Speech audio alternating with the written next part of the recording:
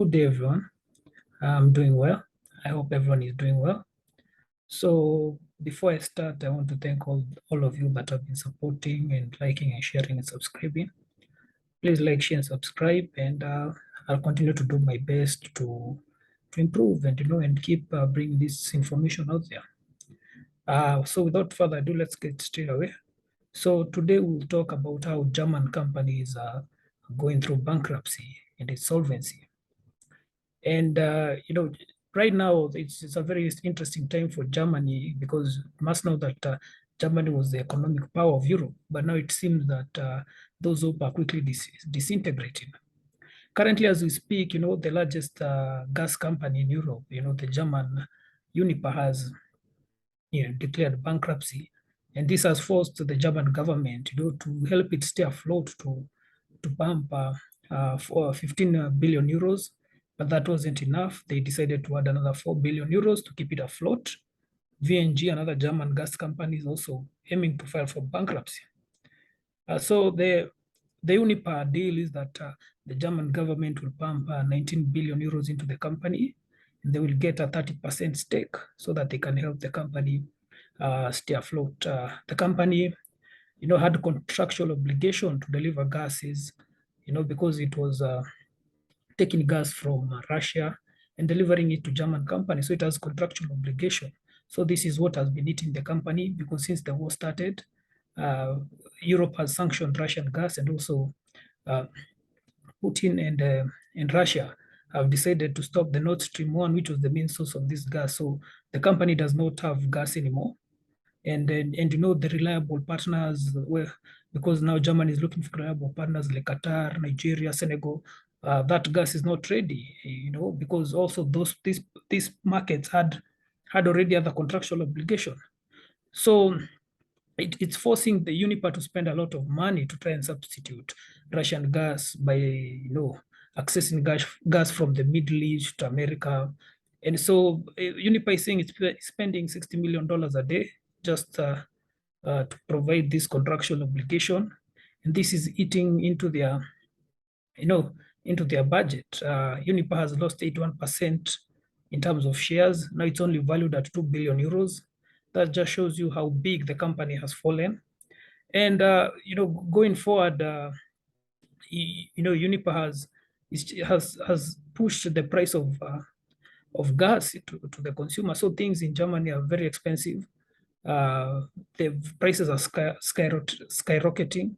You look at, I was seeing a baker talking that his electricity bill was 12,000 euro a year, but now it's showing that it will be 42,000 euro a year. That's a very high jump. Energy has gone up 5 times. The German government is advising people to take less time in the showers. Cities in Germany are reducing their, street lights, and trying to maintain, a low electricity usage. So this shows you that Germany is really in a big hole, because 50 to 55% of its gas came from Russia, and now to fill that deficit is very hard, because, as I said, countries like Qatar already had other contractual obligations. So, and this wasn't a planned phase that they were going to face of gas. This was an abrupt change, and we must remember Germany has been trying, to stop using coal and nuclear energy. The 3 nuclear power plants that was supposed to be decommissioned this year, the decommissioning has stopped because they feel like they might need them to be working. Germany is hoping that it will achieve 95% in terms of gas capacity by November. So, Germany was pushing for more of a green economy, but it seems that has worked against them, because they found themselves now without any, because they reduced their dependence on coal or nuclear. And now this couldn't have come at a worse time. And I feel somehow that Putin understood this, and he was waiting for the right moment. He understood that if he pulled the plug, even if he went to war in Ukraine and pulled this kind of plug in it, and he understood that it could really devastate Europe, including Germany, because they were switching to a green. They had started reducing their, reducing their dependence on this coal, nuclear, and they were switching more to green, but they were not there because the economy is still dependent heavily on gas. So Putin knew that switching off the gas will leave them vulnerable, and I think he's done that. And I think this was his last card. They are saying that for Germany to recover, the government is saying they will recover in 2 years, but analysts are saying that Germany will take 4 to 5 years to recover because, especially this year, the economy will shrink by 0.7%, and they are saying that uh, like one out of three businesses are they're in dire need of shutdown. And when you look at even how Germany has structured its, the industries that need energy the most, they've put the hospitals and the industry that manufacture medicine as the ones that need energy the most. So they will be provided with the most energy. And then houses, households, the citizens. And then the last are small businesses, other industries that make cars, and and all these, and this other, the number three, these other businesses and industry, they take a quarter of German energy. So there's even talk that if situations comes to us, they might even limit or put off power from these industries and just focus on livelihoods and healthcare. And you see, this is a very delicate time because even these guys who are on the third row who are being considered under other industry, some of them are coming out to complain that the industries are intertwined with the you know with necessary industry or necessity industry like the medical care, because like a glass company was saying that it makes glasses which are used in the medicinal field. So you can't just say it's a glass company and it won't receive power. Power will go to the hospitals or companies that manufacture drugs or medical equipment, because some of these companies are saying even though we are not pharmaceuticals or medical companies, we manufacture things that are used there. Needles, glasses, gloves. So it's bringing a whole kind of confusion, and the energy agency that regulates how energy is shared in Germany is even telling people to fill up questionnaire and write why they really need energy and gas. Why does your business require energy and gas? Why is your business, what is the necessity of your business requiring gas and energy, so that they can go through. So if they find your business is not, because now there's rationing of gas and energy, if they feel that your business doesn't uh, is not a priority, this will affect you also. Food prices are going up because now you see the electricity bills are going up. Food prices are also going up. The Unipa CEO was saying that his company, for the next 18 months will just be, going losses. It will recover after 18 months. It will recover in 2023. That's when they expect to recover. But until the time now, they start getting shipments from other country of gas. But now till 2023, they're just fulfilling contractual obligation. I told you they are spending $60 million, 60 million euros a day, just to fulfill this contractual obligation. And at the rate that Germany is going to be one of the most expensive countries to do business with. Remember, Germany was so successful in that industry. The industry was so successful because it benefited from cheap oil and gas from Russia. So with that, it ensured that the German industry stayed competitive internationally. Their cars, their pharmaceuticals, all these industries stayed competitive because they had long-term contracts with Russia. The gas stayed cheap. But now Germany is becoming one of the most expensive countries to do business. 25% of the companies in Germany are thinking of relocating. Some have started relocating to the Czech Republic, countries like the Czech.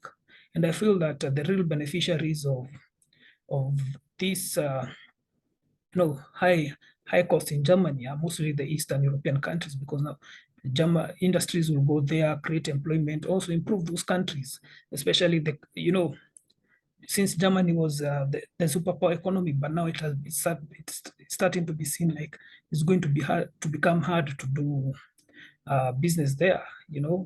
Mechanical engineering companies, the Daimlers, the ones that make steel pipes, turbines, all kind of the ones that depend in metal. They're even more afraid because not only do they depend on Russia for gas, they depend on Russia for aluminium, steel and other metals, and things on the ground. People are not talking good things.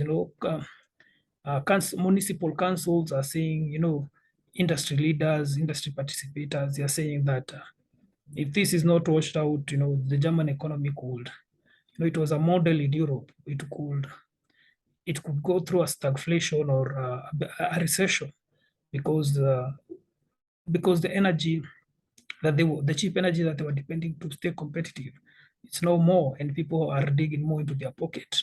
As I told you, Unipa is saying that any more extra cost it incurs, it will push the consumers. So the consumer will now have to pay more. They are charging 200 euro per you know per watt of electricity. So when you look at this, you start to realize maybe this was like Putin's last card. He understood that sanctions will also hit him, but he understood that if he pulls this card, because Germany is the strongest economy in Europe, if Germany goes down, it might as well go down with some European countries because its industry is very big, and then a lot of countries depend on Germany because Germany is an engineering highly engineering and industrious country. And when you look at how these politics they are going, it doesn't look like it's going to be a very promising winter for Germany. So we'll see how things goes. I'll keep looking and watching. I just hope probably the Qatari deal, the Senegali, Olaf Scholz. Sorry if I'm pronouncing wrong. His minister Habeck visited Qatar. They were negotiating gas to come to Qatar. The Qatar Emiri was also in Germany. But Qatar already had contractual obligation. But the deadlock was that they didn't want to sign a 10-year, a 10-year guarantee with Germany. They were pushing for 20-year because people need to understand that Germany needs gas between now and 2030 because Germany aim is to switch to clean energy. They're already on that path. So this is where they need the energy most. That's why the Emir of Qatar was reluctant. They're reluctant a bit because they want Germany to commit a 20-year deal because to them that's what's good for business. Because the Qatari feel they'll have to invest a lot to send gas to Germany, so they need at least 20 years so that the country will made a good profit. Nigeria is trying to make a pipeline from Nigeria to Europe. Senegal also has gas deposit around its shore. Olaf Scholz was there. He talked to the Senegali president. German companies now are given contracts and they will invest in the offshore grid system, and they'll start extracting gas. But all these prospects are more likely to enter probably next year at the earliest. Next year when it ends at the earliest, or 2024. These are not a one-time solution. So Germany needs a one-time solution, like a right now solution. So it's something that I'll continue watching. The German government is pumping money into the economy to ensure that business stays afloat. They are, of late they've just injected 65 billion euros just to ensure the economy stays afloat, everything works. So it's something I'll keep watching, and I'll keep you updated, guys. Thanks for all everyone that is supporting me. Please like, subscribe, and share. And till next time, cheers.